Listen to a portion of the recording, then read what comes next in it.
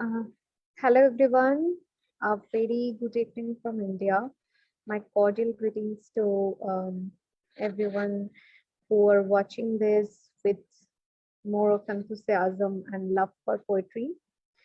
Uh, I am Suchismita Ghosal. I'm hailing from West Bengal, India, and currently I'm living in Delhi, India, for the purpose of my studies. And I have done my MBA on this August. I have completed this with dual specialization in human resources management and entrepreneurship, and I have completed it.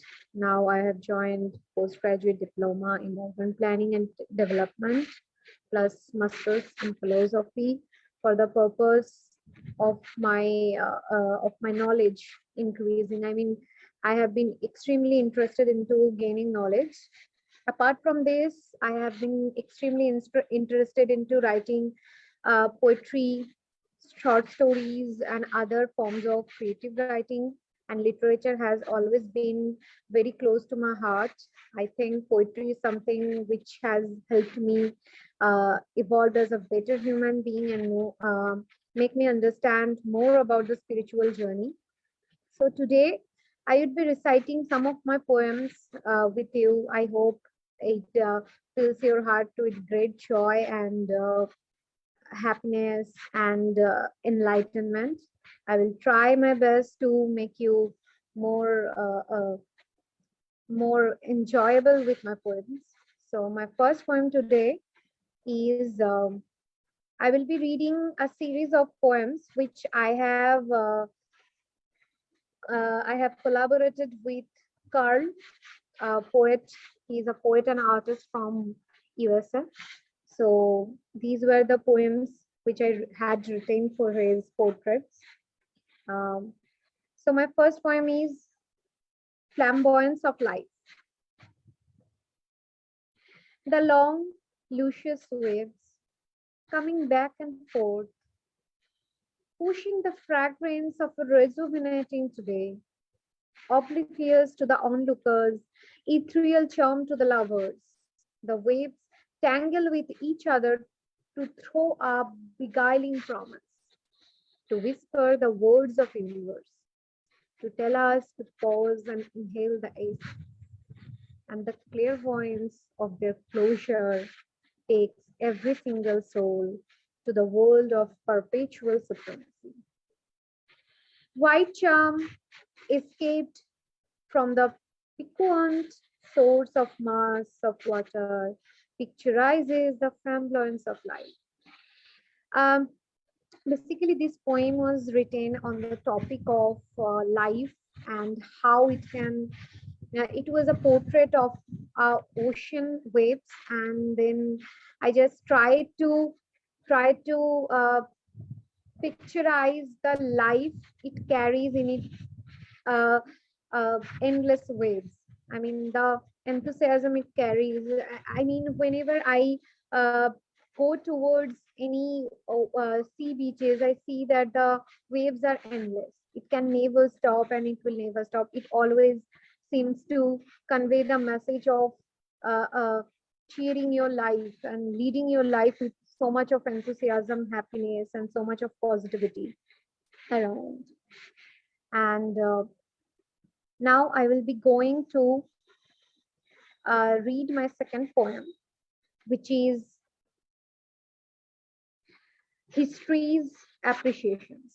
The poetry is all about appreciating our ancient history and the magical time, the in enlightening time we have led till till ancient times to now. So it has all dedication for history.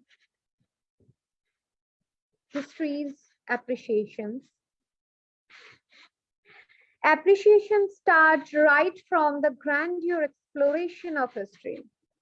The history that taught us the lessons of gratitude, righteousness, and the victory of good over evil. I flipped the pages of a history book It depicts how the king Ashoka left the bloodshed war from the moment it struck hard right to his soul to pull the burden of innocent steps and turn into a pious preach of peace. The history that portrays the pivotal roles of Netaji in delivering our country a relief of independence also break the chains of our minds with pride and positivity. A history of love lands on the great Taj Mahal, where the Badshah Shah Jahan leaves his footnotes for setting an example for Montage. The history makes us remind the remarkable lectures of Swamiji on world's parliament of religions for a tribute to Hindu religion. History noted the death of Socrates, for he chose to enlighten the youth in Renaissance, or noted how Einstein left his imprint of intellect by resolving the theory of relativity. Everything that turns gigantic becomes history. The pages of history has the very essence of love, hatred, conspiracy, screams, and mercy. Mercy appreciated how King Kuru was escaped for the kindness of the great King Alexander. Every time when mankind has parched long for for a drop of peace, a drop of love, history has been recreated. From Iliad and Odyssey to Ramayana and Mahabharata, history knows the best utilization of stories into epics. I love how history makes a collection of creations, a memoir of gratitude, and a fossil of living things. The world is a stage where mankind applauds in appreciation for the history that has owned the time as an award. History can ruin, history can place things, and history is God's exclusive blessing.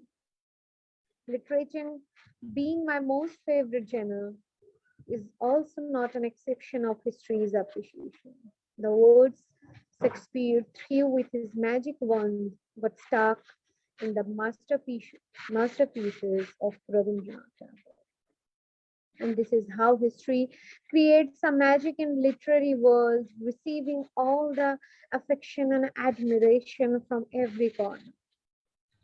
History is ready in its mission to experience and write the marvelous scriptures of its lessons.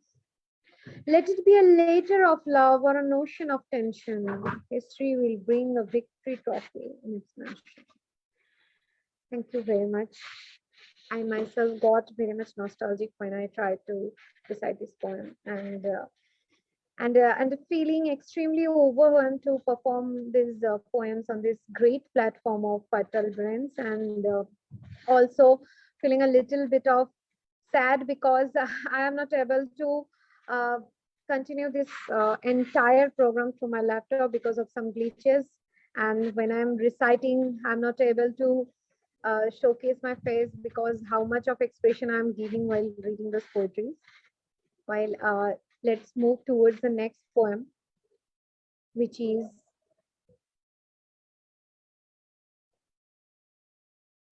Unabashed Calling.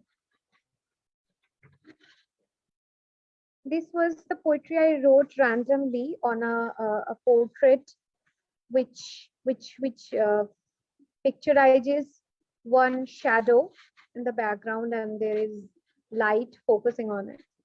So I wrote this poetry on that basis. Title Unabashed Calling. The setting sun from a faraway land beckons to meet him for once with the lost solace for the past. The missionary life has turned this entity into ombrophobous pieces.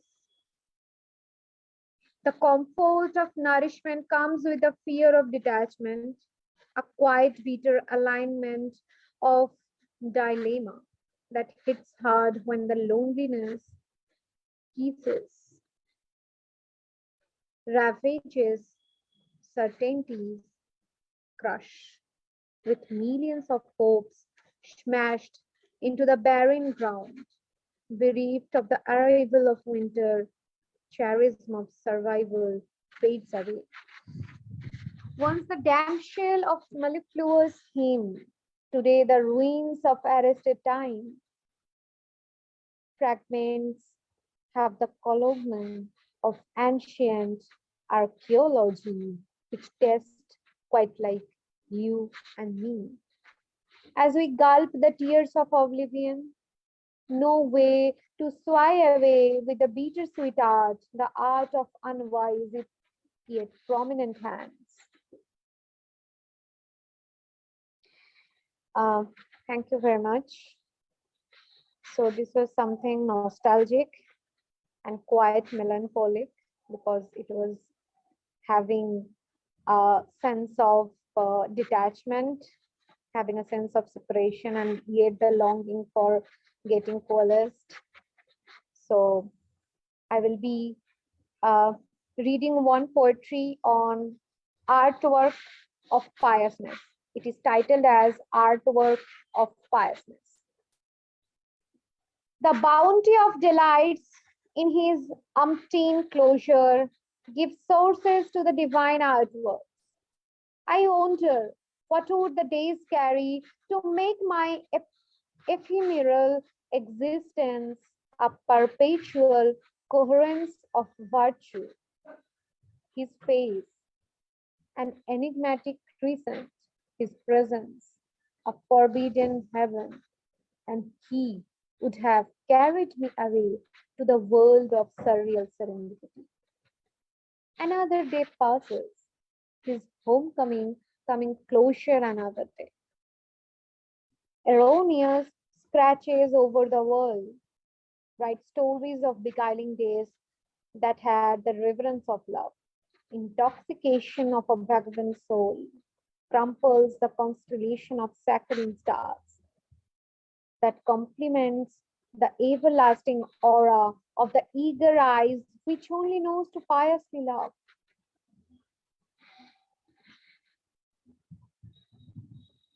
So this was my poem uh, on the basis of artwork of piousness. It was quite touching the genre of romanticism, and then the love for a beloved, the delicacy we show when we are into love, and it was quite expressing those um emotions. Now I will be reading one of my poems, which is uh, basically the dream woman, uh, most of the guys and most of the lover dream of. So when they are into love, the Aphrodite I dream of is the title of the poem.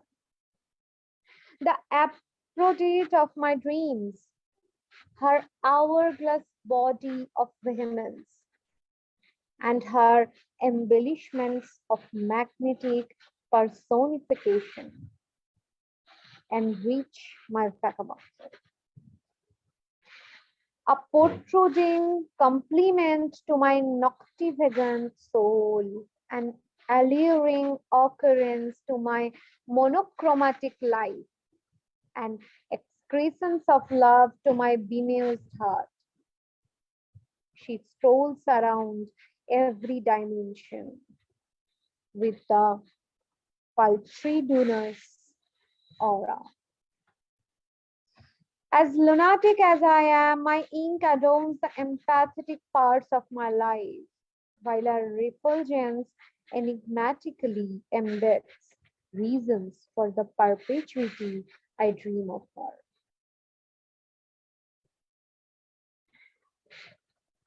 Next is something regarding spirituality, which I had written long back in April, I guess.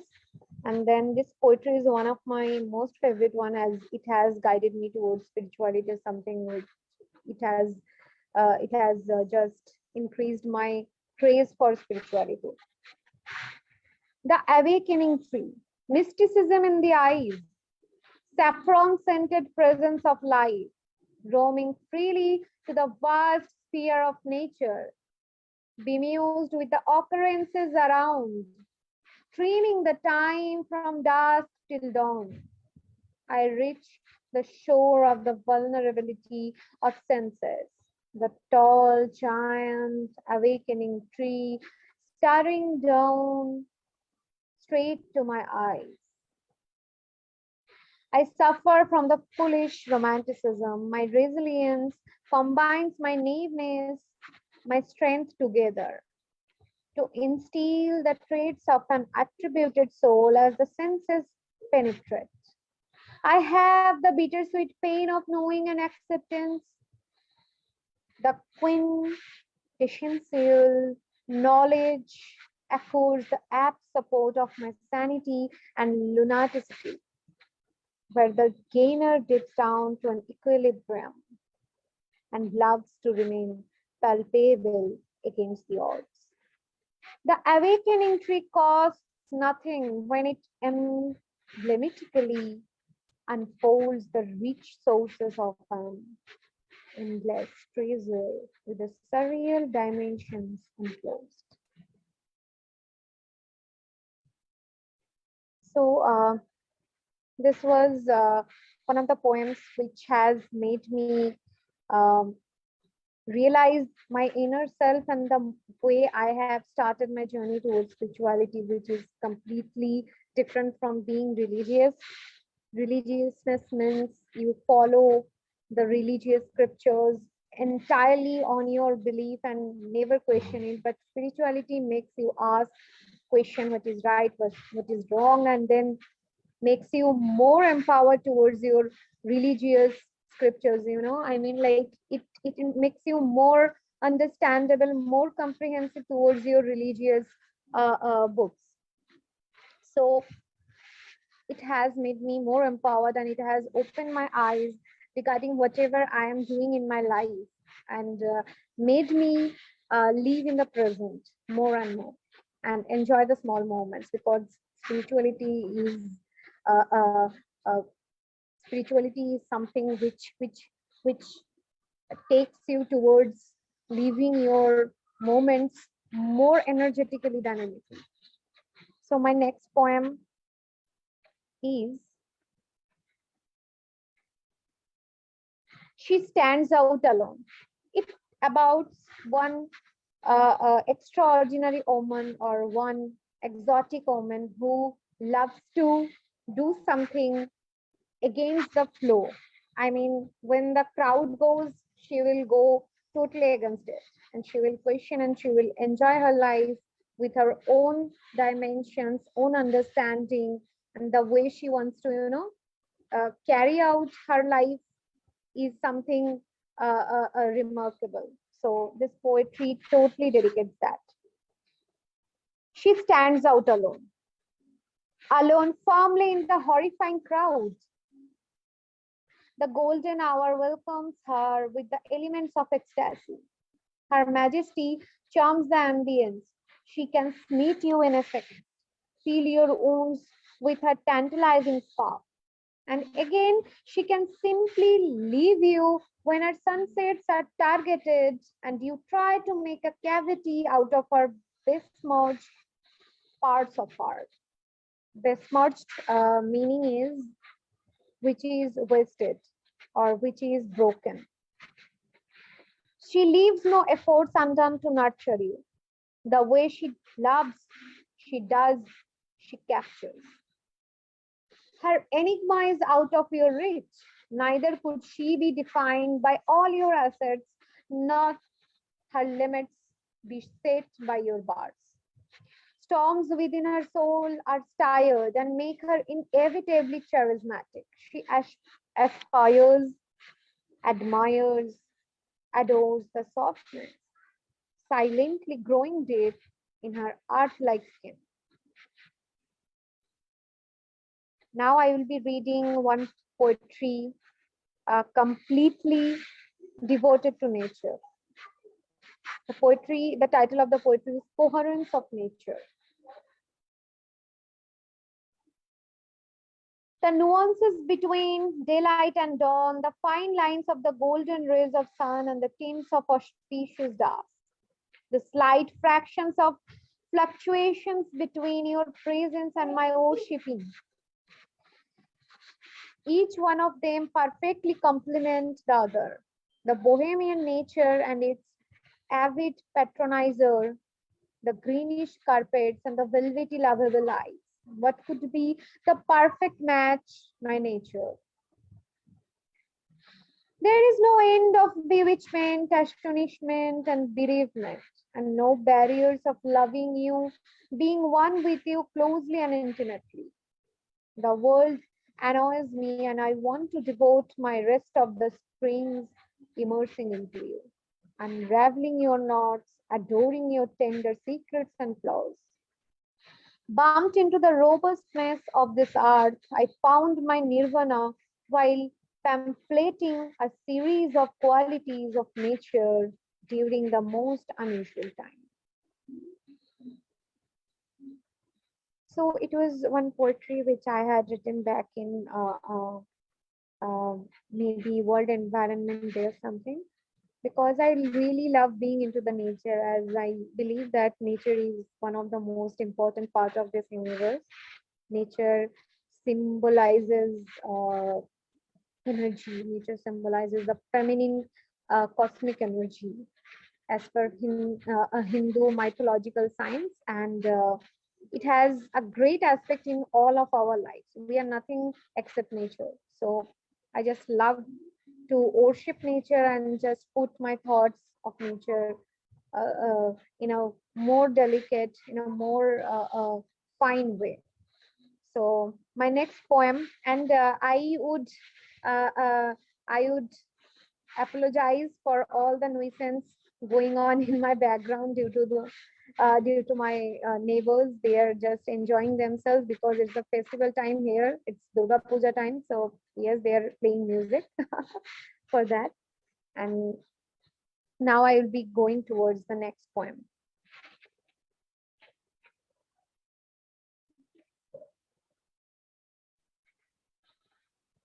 Mm.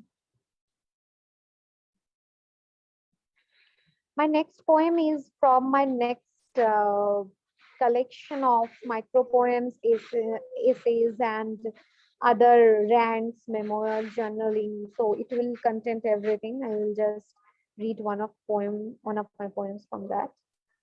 It would be releasing mostly into the next year, and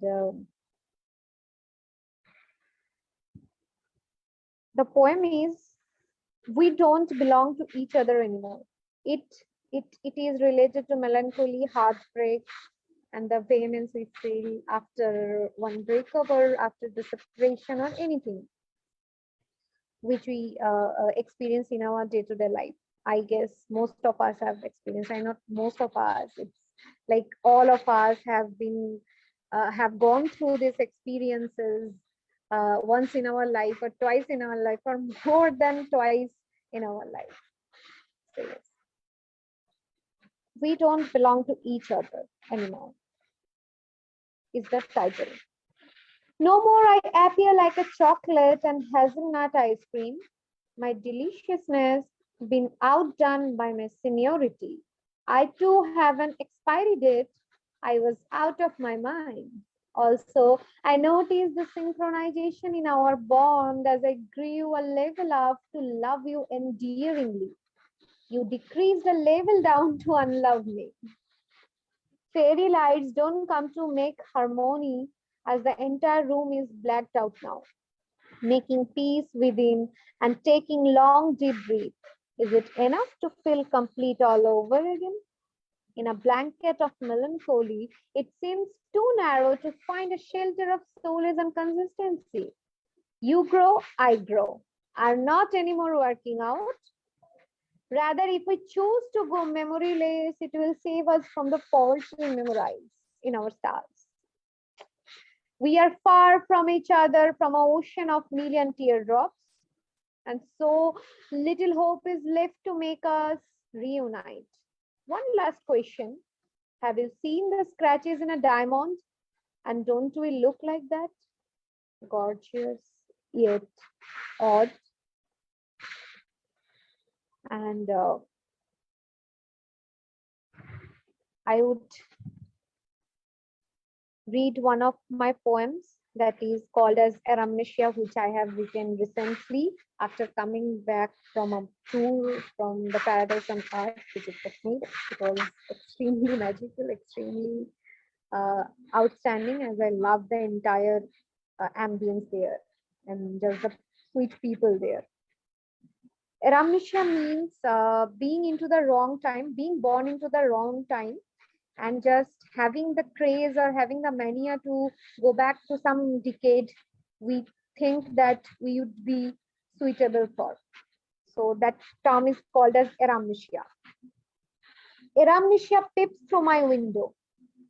Abashment of living a bland life gets intensified. My entity finding tranquility over the unblemished beauty of the mountains. The paradise on earth presents its unflinching aura before the naked eyes could tempt my senses. Kaleidoscope of vibrant colors, enameled with voluptuous clouds. I could solely whisper to myself about the successful Calentive. The bare minimum I could do was to collapse with all my comprehension and lapse this time for my limerence to get fruitified. Limerence means obsessive romanticism, having obsessive romanticism about another person. Adamant to all the barriers and abandonment. I can only go back to my charismatic days and draw the maps to hibernate into the city of my demencrious world. Demencrious means something an author or a creator creates when an author or a creator creates a fictional world and they love to live in it. Gushing winds soothe my mind to dazzle my time. Enamored by the hormonal push of my dopamine and adrenaline, enthrallment of being a selenophile among the mountains brings the scented camphor back on a fortunate day of several endeavors. So this was my poetry I had written back um, in after coming back from Kashmir, and it had my entire heart into it because I can feel it now. My soul is still in Kashmir, and I'm just having my body in Bengal, like enjoying Durga Puja. So yes, um, this was my poetry today. I had prepared for this entirely wonderful and brilliant idea of the fertile brains. I really uh, thank Dr. Prasanna sir for giving me this opportunity, and I am grateful to be into this platform and performing my poetries and reciting all of them, because auditory arts or recitation has always been into my favorite part of creativity. So I really loved reciting all of them, and I really had a great time reciting my 9 or 10 poems. I didn't really count, but I just enjoyed, and I was completely immersed into all of them. My background is completely getting into my head, like it's making a lot of nuisance, but this wonderful poetry session, I will extremely enjoy the entire puja days. I will also be having this memory of mine, mm, remembering all the time. So yes, so I have just enjoyed, and I would love to conclude by saying that poetry has always been my favorite part of life. Poetry has made me more beautiful person. Poetry had made me more humble, more kind, more generous person than I was in my past times. Poetry has made me aware about what is robustness and what is kindness, what is having your aura and being more powerful with the kind words you can give to the entire world. So poetry is the language of soul. I have already said it just helps you detoxify all the things you have in your genes. I can say that poetry makes you more harmonious, and it gives you the message of harmony, enlightenment, and many more divine things. So thank you so much. I really had a great time here, and I'm extremely grateful to present my creative writing to this platform. Thank you so much. Namaste.